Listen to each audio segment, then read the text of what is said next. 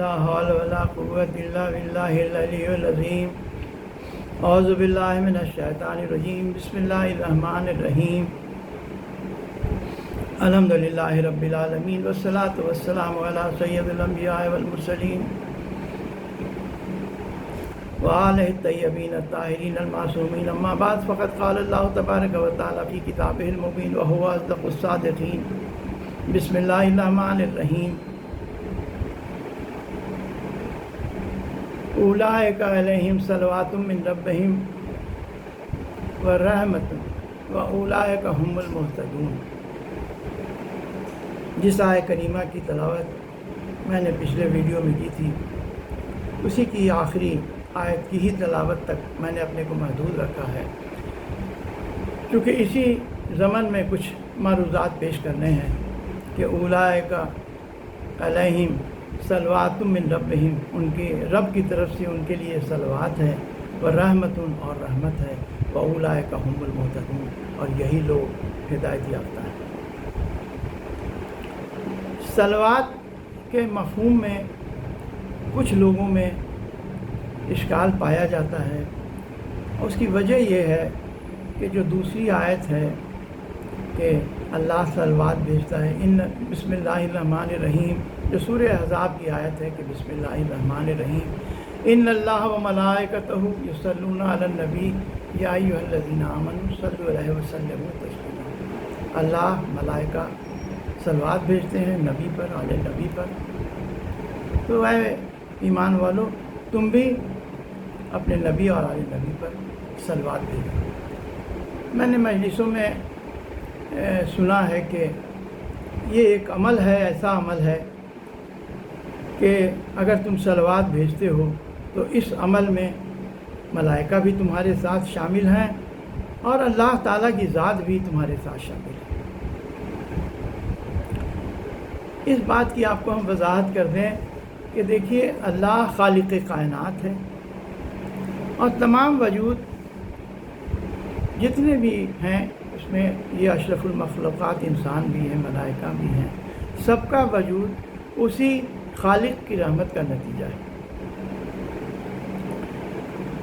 خالق وہ خالق ہے، ہم مخلوق ہیں، وہ واجب الوجود ہے، ہم ممکن الوجود ہیں۔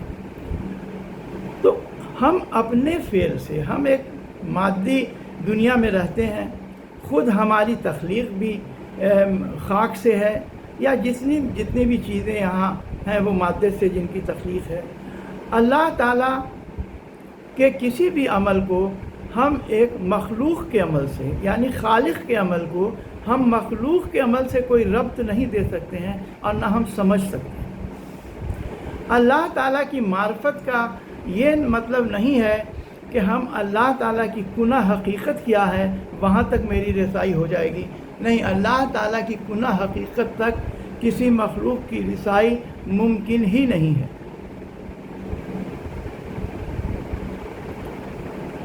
اس لیے ممکن نہیں ہے، تو اللہ تعالیٰ کی معرفت جو ہم کو ہوتی ہے وہ اللہ کی معرفت بس وہی ہے کہ ہم آثار سے، جو اس کائنات میں اس کے آثار بکھرے پڑے ہوئے ہیں، خود ہمارے اپنے وجود میں، ہمارے نفس کے اندر جو آثار ہیں، ان سے، ان کی وجہ سے، اسی کے دیکھ کر کے ہم اللہ تعالیٰ کی معرفت کر سکتے ہیں۔ اس لیے کہ قرآن کریم میں اس نوعیت کی آیتیں بہت ساری ہیں کہ بسم اللہ الرحمن الرحیم سنریہم آیاتنا فی الآفاق وفی انفسہم حتی یتبین انہ الحق، یعنی کہ سنریہم آیاتنا، تم دیکھو آیات، نشانیوں کو دیکھو، آفاق میں دیکھو، خود اپنے نفسوں میں دیکھو۔ یعنی اگر تم کو اللہ کی معرفت اگر ہوگی تو خود تم کو آفاق، یعنی یہ افق کی جمع ہے۔ افق کہتے ہیں کہ کسی ہم بلند جگہ پر چلے جائیں اور آسمان کی طرف نظر کریں تو جہاں جہاں تک نظر ہماری جاتی ہے آسمان کی طرف، اس کو ہم افق کہتے ہیں۔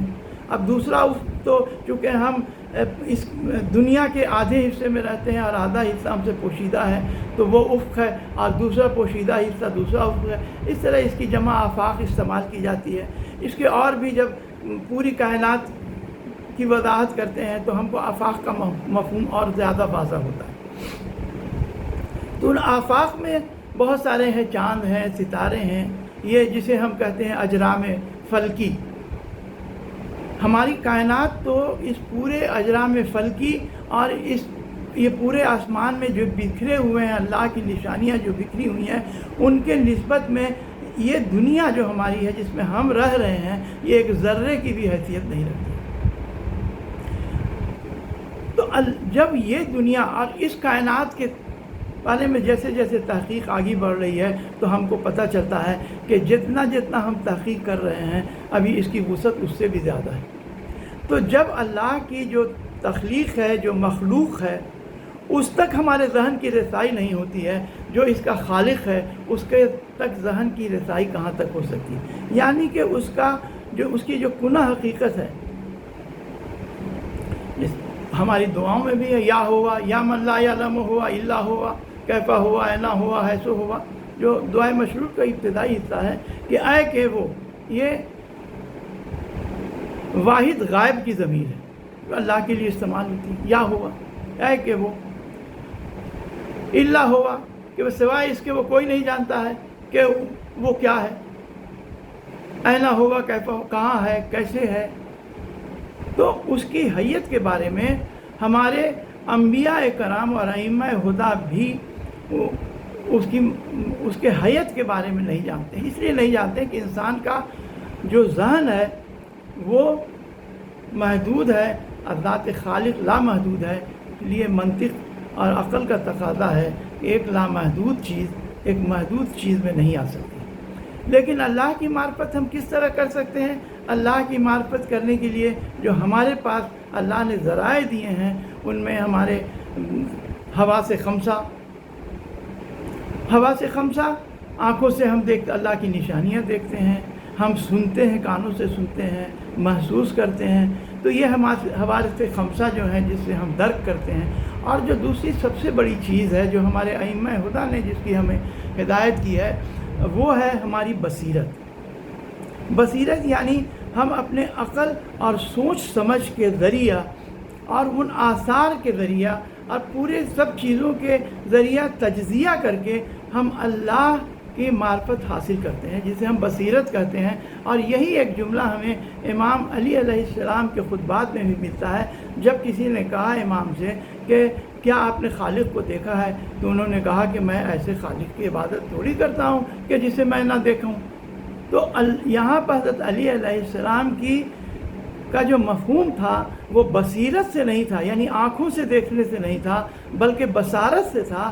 یعنی کہ وہ دل کی آنکھوں سے دیکھنے کا تھا کہ ہماری دل کی آنکھیں جو ہیں وہ ان کے بصارت پر ان کے یقین رکھتی ہیں. اور حقیقت جانیے کہ یہ جو بصارت ہے وہ کئی گنا زیادہ معرفت رکھتی ہے بنسبت کے ہمارے بصارت کی. یہ بصیرت جو ہماری ہے،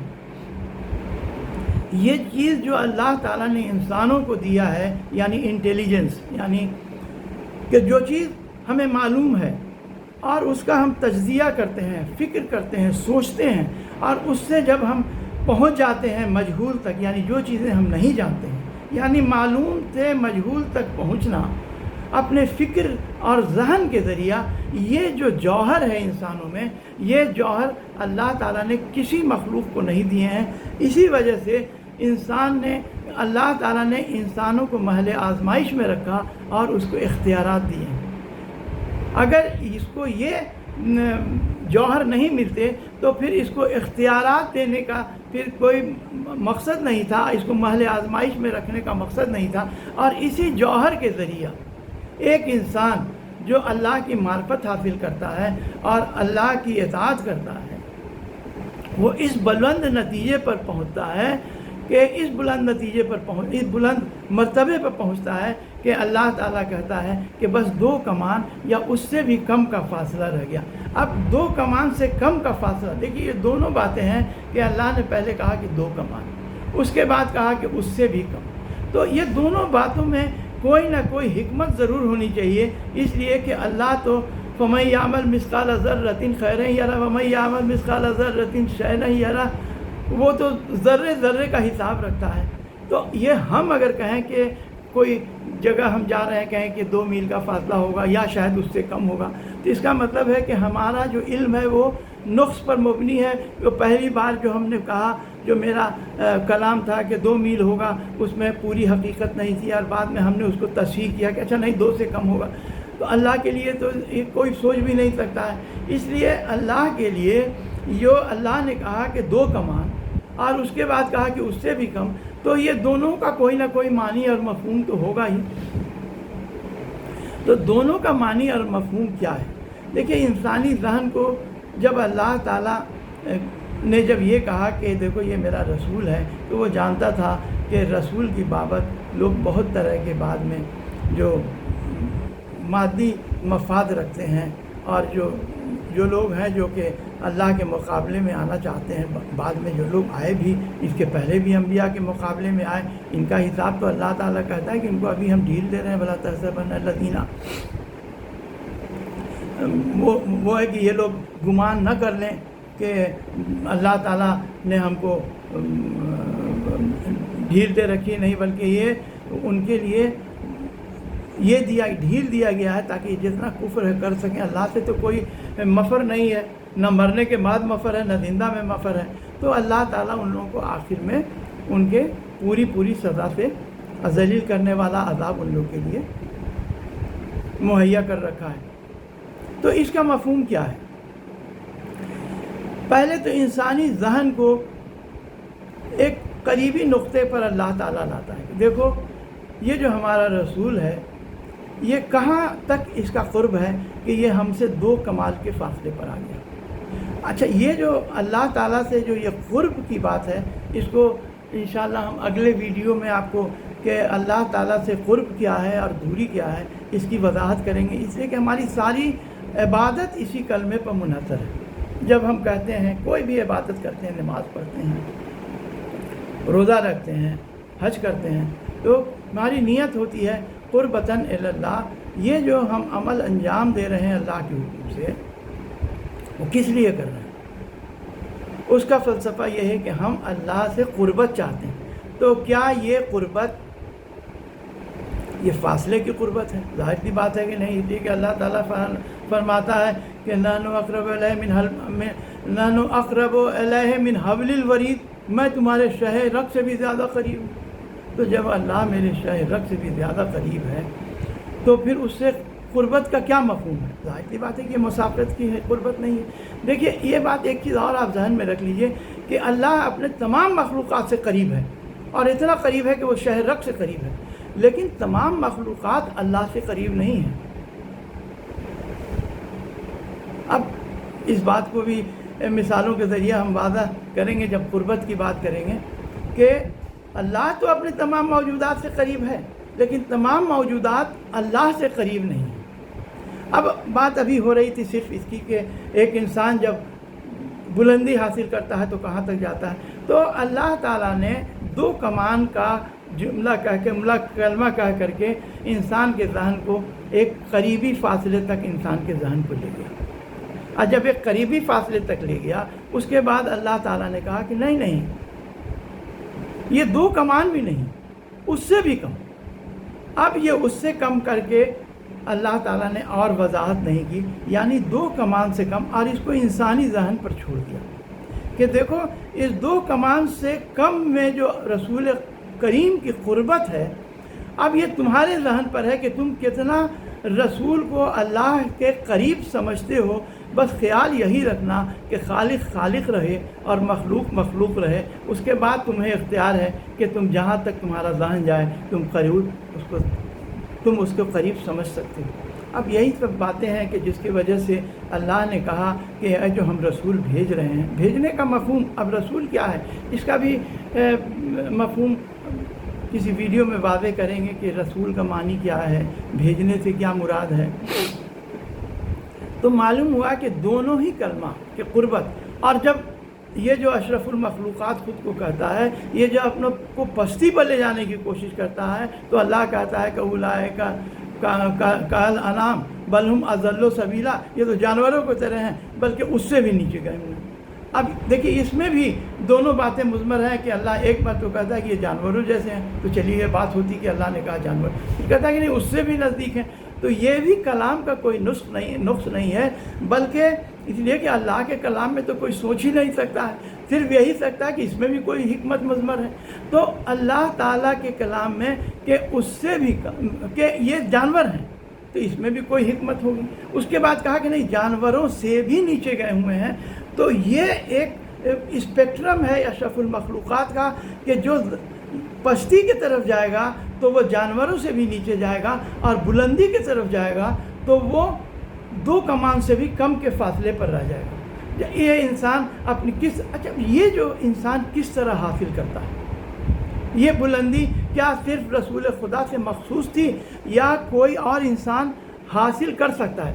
یہ تو بات ہم معلوم ہے کہ وہ افضل الانبیاء ہیں اور یہ مخصوص تھی، اور اللہ تعالیٰ نے جب کہا تو یہ قیامت تک کے لیے ہر انسانوں کے اعمال کو دیکھ کر کے ہی کہا ہے۔ لیکن کیا ہم قربت میں کہاں تک جا سکتے ہیں؟ تو یہ امام جعفر صادق علیہ السلام کی ایک حدیث ہے کہ العبودیت جوہرہا کنہاہا ربوبیت کا، یہ عبادت ہے اللہ تعالیٰ کی، یہ ایک ایسا جوہر ہے جو تمہیں ربوبیت کی منزل پر پہنچا دیتا ہے۔ اب یہ ربوبیت کیا ہے؟ رب، کہیں یہ ذہن میں آپ کے نہ آئے کہ رب سے مراد کی یہ انسان رب بن جاتا، نہیں، یہ رب کا معنی مفہوم الگ ہے۔ اب اس ویڈیو کے وقت تجاوز کر رہا ہے، اس لیے اگلے ویڈیو میں جو اور باتیں رہ گئیں، جو درمیان گفتگو بہت سی باتیں آ گئیں، کوشش کروں گا کہ ایک ایک کی وضاحت کرتا چلوں۔ میں نے چاہا تھا کہ کربلا کی جنگ کی حیت کیا ہے اور کس طرح یہ جنگ پروگریس کی ہے اس کو آپ کو واضح کروں، اور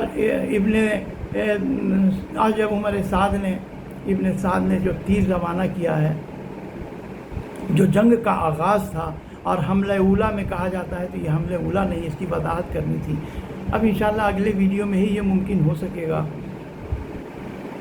کل مجلس میں جب میں گیا تھا تو جناب علی اصغر کا مصائب پیش کر رہے تھے، لیکن بہت ساری روایتیں ایسی وہ پیش کر رہے تھے جو کم از کم مجھے کتابوں میں نہیں ملی، کسی مستند کتابوں میں نہیں ملی، اور جو عقل کی کسوٹی پر بھی پوری نہیں اترتی۔ میرا تمام اپنے ذاکرین سے یا جو لوگ ممبروں پر جاتے ہیں ان سے دستبستہ گزارش یہی ہے کہ جو روایتیں ضعیف ہیں یا جو عقل کی کسوٹی پر پوری نہیں ہیں ان سے اجتناب کریں، یہ میری دستبستہ گزارش ہے۔ اس لیے کہ اس سے جو واقع کربلا کی حقیقت ہے اور جو حقیقی مظالم امام مظلوم پر ڈھائے گئے ہیں وہ ان کی حقیقت واضح نہیں ہو پاتی۔ سب سے بڑا تو ظلم امام پر یہی ہے کہ امام کو قتل کیا گیا، اور جو قتل کیا گیا، جو قتل کر رہے تھے وہ بھی مسلمان تھے، اب وہ کہتے فی سبیل اللہ ہم قتل کر رہے ہیں اللہ کی قربت میں۔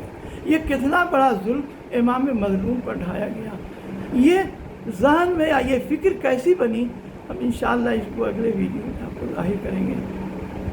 وَسَيَعْلَمُ الَّذِينَ ظَلَمُوا أَيُّ مُنْقَلَبٍ يَنْقَلِبُونَ إِنَّا لِلَّهِ وَإِنَّا إِلَيْهِ رَاجِعُونَ۔